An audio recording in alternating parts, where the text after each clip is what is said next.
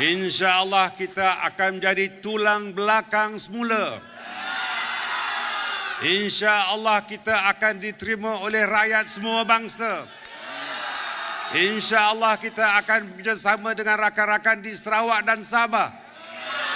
InsyaAllah kita akan perkukuhkan Barisan Nasional dan Friends of BN